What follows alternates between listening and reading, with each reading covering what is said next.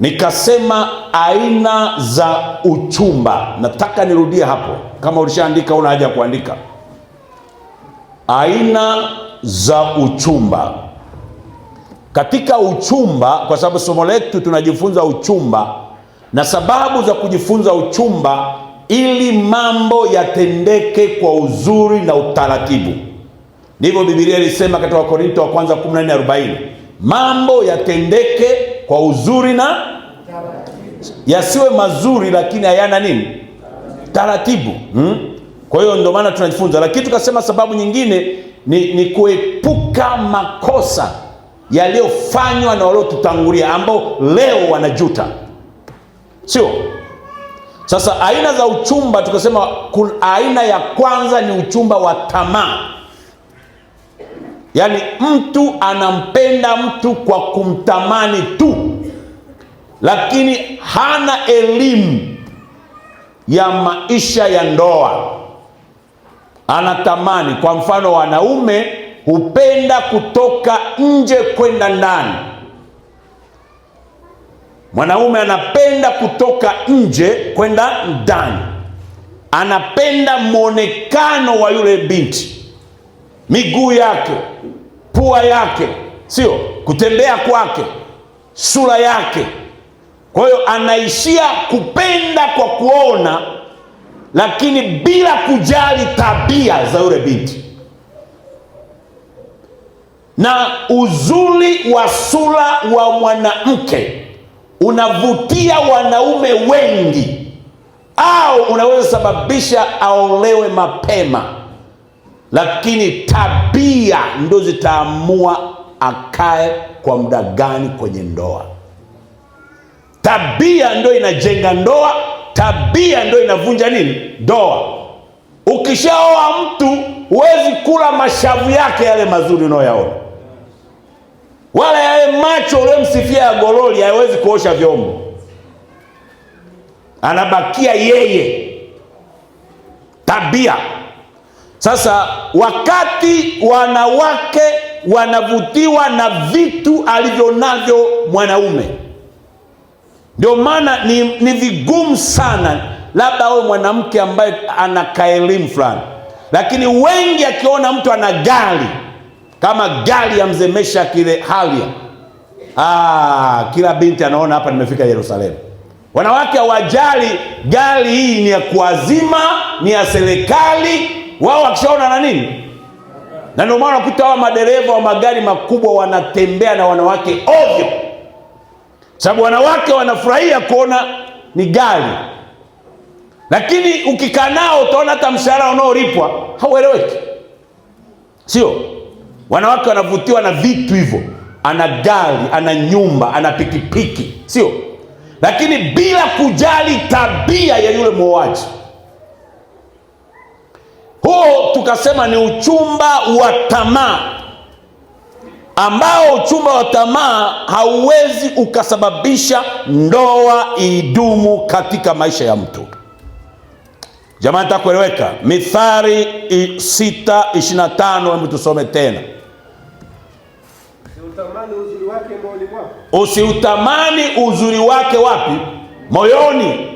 Ndio maana wanawake, kwa kuwa wanajua wanaume wanavutiwa na muonekano wao, ndio hicho wanakoleza madudu mengi, mara kujichubua, mara mawigi, mara makucha, mara kamoto kemeenda hivi kajiana, ili kushawishi nani?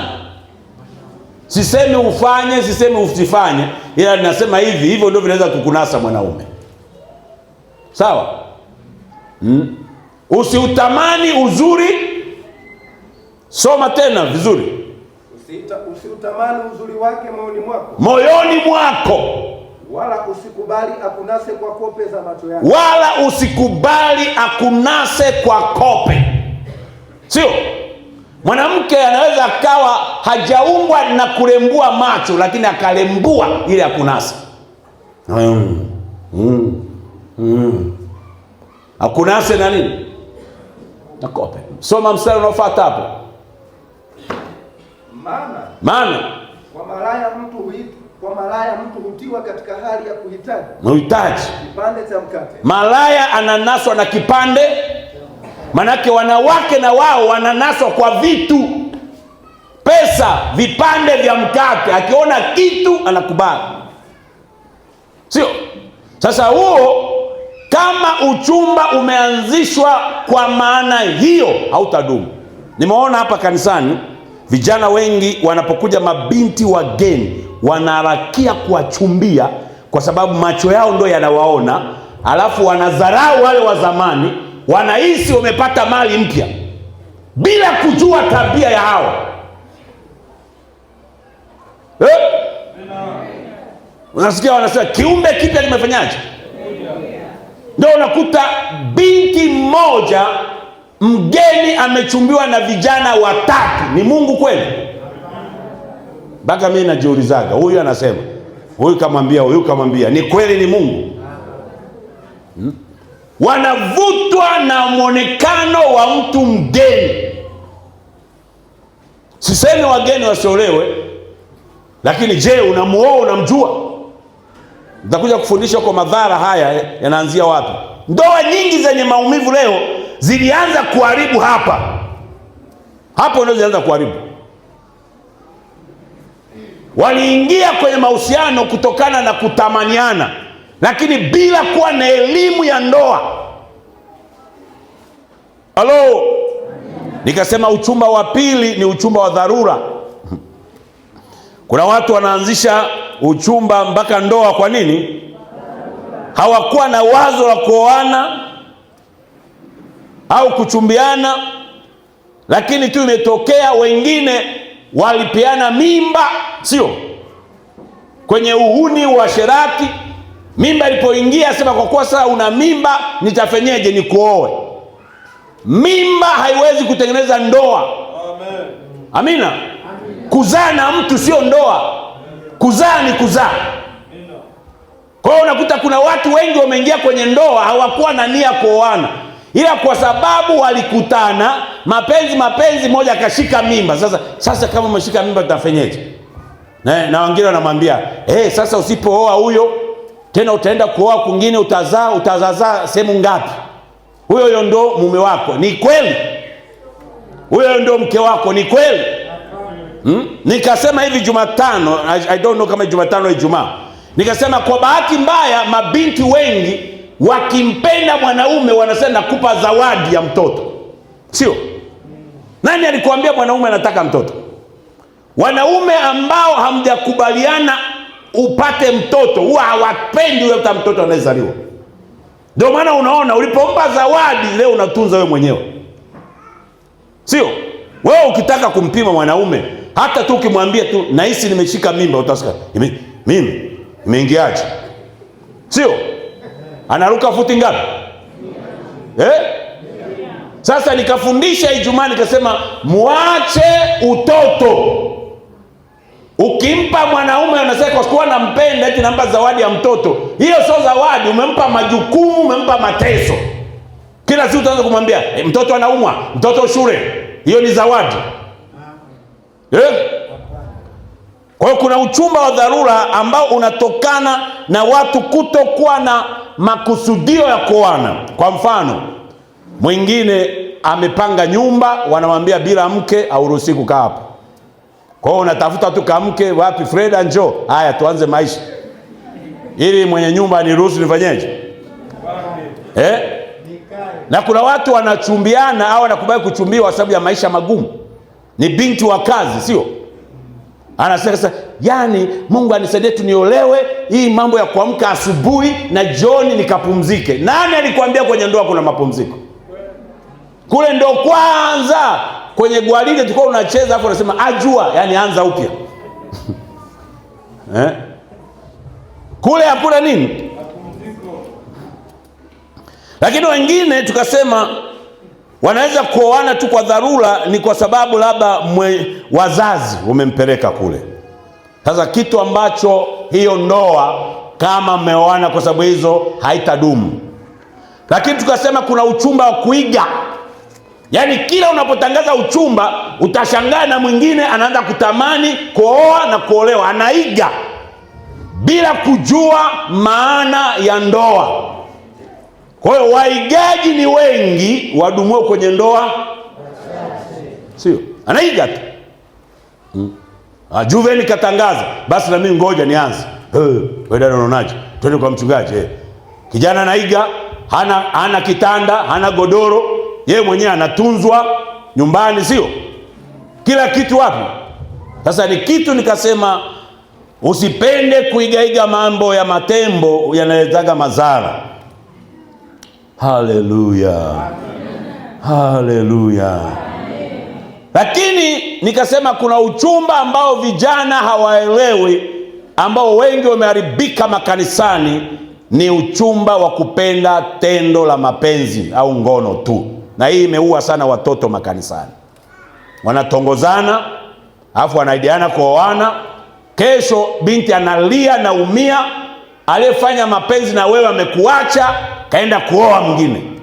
Ndio unakuta kabinti ghafla kimenyauka akaji kanisani. Kumbe alifanya tendo la ndoa akifikiri ndio uchumba. Sawa? Nikasema hiyo haileti uchumba, ni unajipotezea sivi zako. Nataka kueleweka? Nikasema hiyo ni chanzo ambacho kinasababisha watu wengi kushindwa kukaa katika ndoa. Usikubali vijana wa kuonje kama pombe ya mtogwa. Sasa nataka uandike haya, nilikuwa nafanya revision kidogo. Are you ready? Amen. Madhara ya ndoa huanzia kuonyesha dalili zake wakati wa uchumba.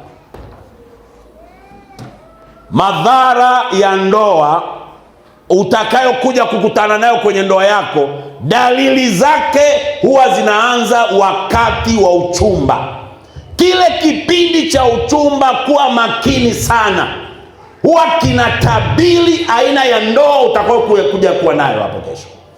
Wengi wao wanajifanya kama umechanganyikiwa, kama kuku kwenye kideli, hawaelewi chochote. Kile kipindi, fungua masikio yako sana, fungua macho yako sana, tazama sana, fikiri sana. Usijifanye chizi. Haya madhara namba moja huanza tangu uchumba. Yanaanzaje? Tunasemaje? Ulipataje mchumba wako? Hiyo ni kitu cha kujioji. Huyo mchumba ulimpataje? Sio? Siku moja nilimuuliza binti wa Kiislamu aliyejifunika uso, aliomba lifti. Walikuwa kama 3 4, wamesimamisha lifti, nikasimama, nikamwambia twendeni. Nikawauliza, nikamwambia, sasa nyinyi mnavyojificha hivi uso, kijana akitaka kuwachumbia anawajuaje? Akasema, mzee, ananichumbia wapi? Ananichumbia humu barabarani, ananichumbia kwenye gari. Akasema, mimi nitaolewa na mtu anayenijua, akitaka kuchumbia atakuja nyumbani. Akasema, mchumba wa kweli ukutani naye barabarani. Ulimpataje mchumba wako? Ulimpata disco?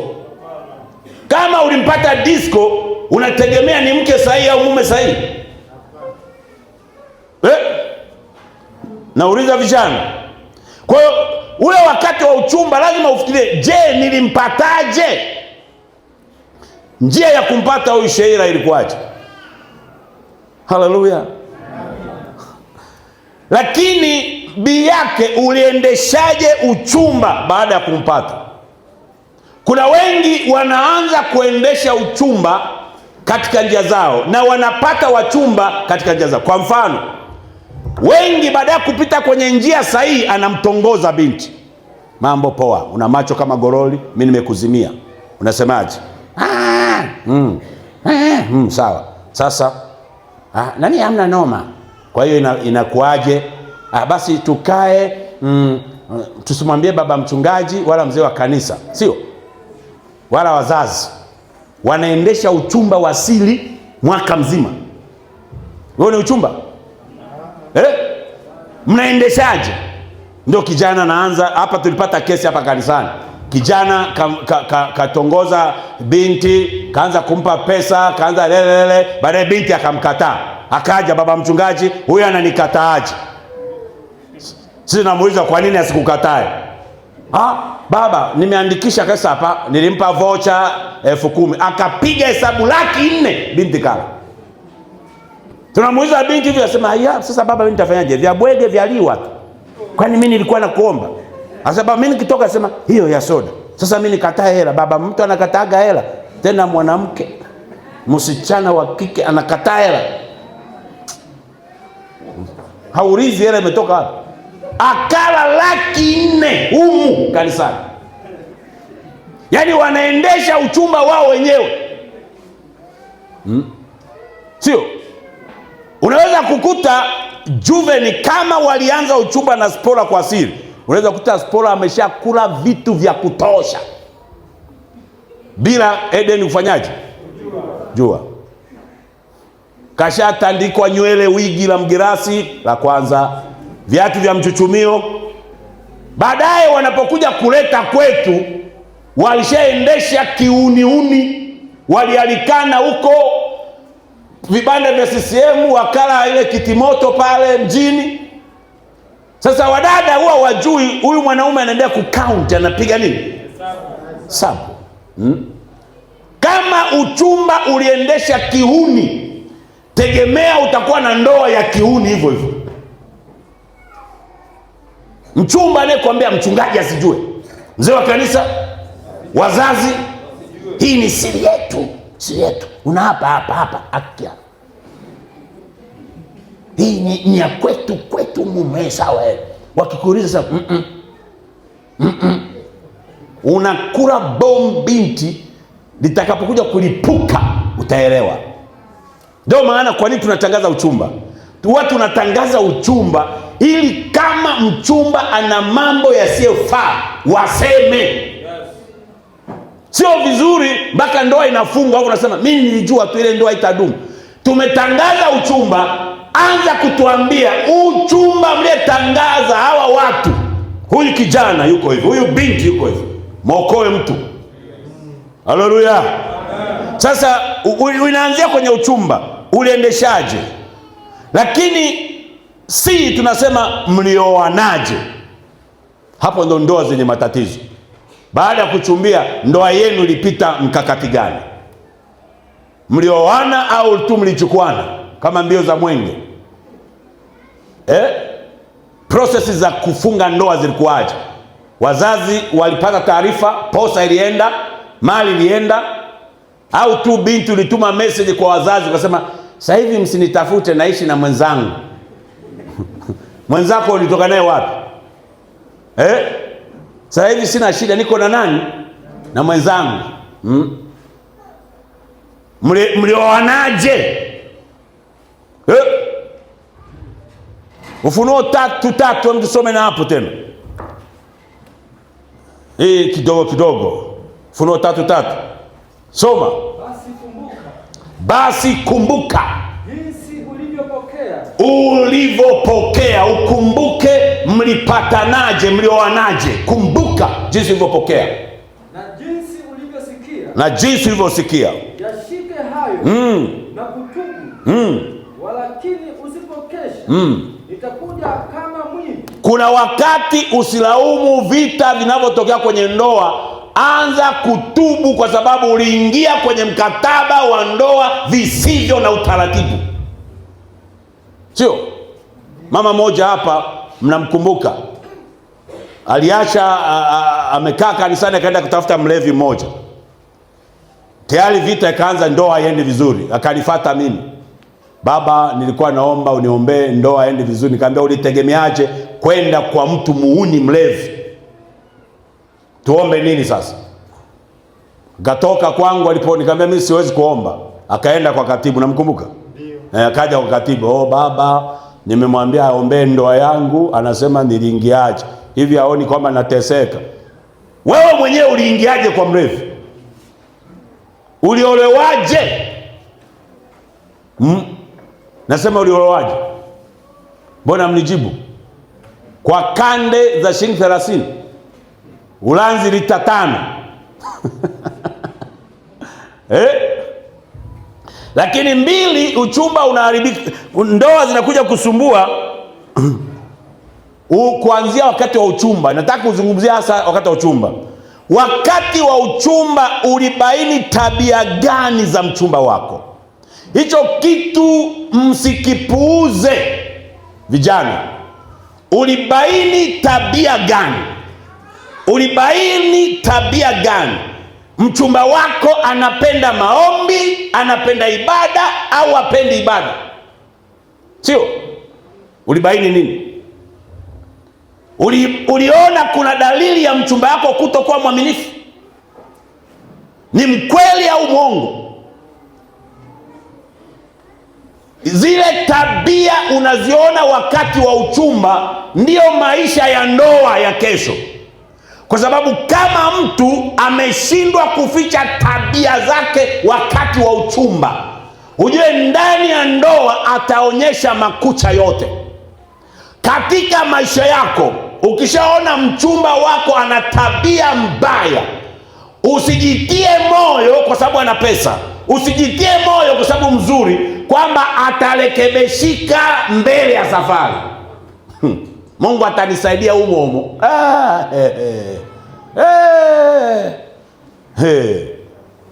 Kama wakati wa uchumba ameshaonyesha ana hasira, wakati wa uchumba ameonyesha ni baili, alafu nasema tukishaoana nitamwombea tu kwa Mungu, ubaili utamtoka, uchafu utafanyaje? Baba ibofwe. Mungu ameniambia niwafundishe haya masomo. Amen. Kuokoa kizazi fulani. Amen. Kama wakati wa uchumba ulishasikia huyu kijana ni muhuni, binti jiepushe. Amen.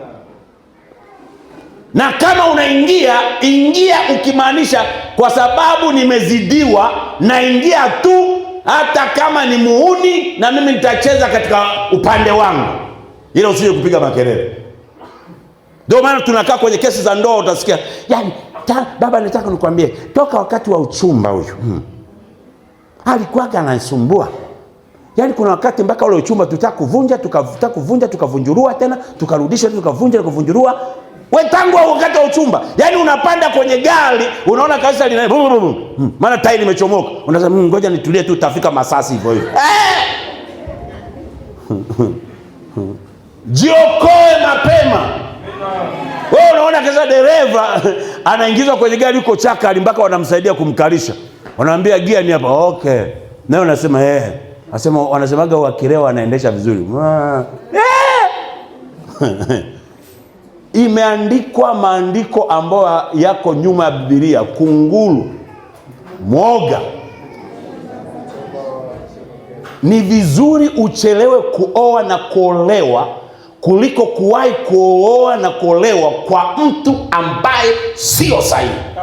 Maumivu ya ndoa ni makubwa kuliko kuachwa kwenye uchumba. Halo? Jamani, nione mkono hivi kama nafundisha katika mwezi huu mzima. Mwezi huu mzima ni somo gani? Uchumba hadi ndoa. Ndani ya somo hili kuna watu watakuwa wanajuta, wanasema ningempata baba mchungaji mapema, huyu Nyamwilu asingonioa. Haleluya. Lakini chance never beat twice. Nafasi hairudi mara mbili. Lielele.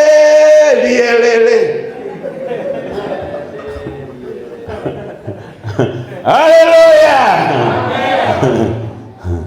Ndani ya somo hili kuna wababa wanasema kama ningelijua, kwa sababu huyu binti tu wakati wa uchumba alikuwa ananinunia, wakati hata ukipiga apokei, ningekata mawasiliano pale pale. Sasa hivi anuni, ila amekuwa kama dudumizo. Niliwahi kuombea ndoa moja, mwanamke amezila miezi 3. Hapiki, hafui, aogi. Mimi miezi 3 amekuwa kama dudu. Nikaingia mule hodi. Bwana sio mchungaji. Anaitikia. Namwambia yule mwanaume, kwa hiyo kula. Asa baba nikipika ndo anakula, nikiacha haji. Nikamwambia hata ukiacha siku 3, anasema hali anakaa tu. Sasa naogopa atakufa mtoto wa watu. Miezi 3 aogi. Miezi 3 afui apiki. Ndio maana mzee James alisema hivi, wazazi wa zamani walikuwa wanatafutia vijana wao mtu wa kuoa na mtu wa kuolewa. Walikuwa wanafuatilia tabia, sio sura. Halo? Leo utaingia Mkenge, sura zinauzwa madukani. Leo hamna weusi, wote ni weupe. Rangi zinauzwa wapi? Sio, keyboard inauzwa wapi? Everything dukani. Usiingie Mkenge. Wewe ukishaona mchumba wako hapendi kuomba, hapendi ibada, alafu unasema najua baba, yaani tukiingia nitamgeuza tu. Nitamgeuza. Nitasimamia maandiko. Sasa baba alitufundishaga. Nitamkamata sana na kufunga na kutingisha kwa jina la Yesu. Konso na kuomba kwake amemfunga Paulo, amemtingisha, hajatingishika mpaka leo. Kadi anavyoomba ndio anafanyaje? Na nasema Konso sababu amekuwa mwanangu. Na Konso kwa kinywa chake anasema mara 3 Mungu alikuwa anamuonya. Hata wale wa Edeni wanakumbuka. Wakati alivunja tena baadaye akasaje? Ni muombaji. Alafu baadaye akasema tambadilisha huko mbele. Sasa labda tambadilisha mbele jirani na Yesu anaporudi. Ukibaini tabia ambazo sio sahihi kwa mchumba wako, usivumilie. Ndio wakati wa kuweka maamuzi. Ninaingia kwenye ndoa nikijua mwenzangu ana tabia hii, au navunja ndoa mapema, uchumba mapema ili kujinusuru. Haleluya. Asifiwe Yesu. Amen. Nasema asifiwe Yesu. Amen. Ukibaini ana tabia nzuri, harakisha atakufunga ndoa. Sio? Baba tena unamwambia kabisa, mchumba wangu tusichukue muda mrefu. Hata wiki ijayo tu. Sababu umeshajua ana tabia nini? Nzuri. Tabia ndio inaleta usalama kwenye ndoa, sio vitu. Kuna wamama wanalia pamoja na nyumba na magari, wanalia, hawana amani na hiyo ndoa. Na TV iko pale, huna hamu ya kuiangalia TV. Sio? Galatia 5:9. Hata kama msemi amina, mimi mwenyewe moyoni nasema amina.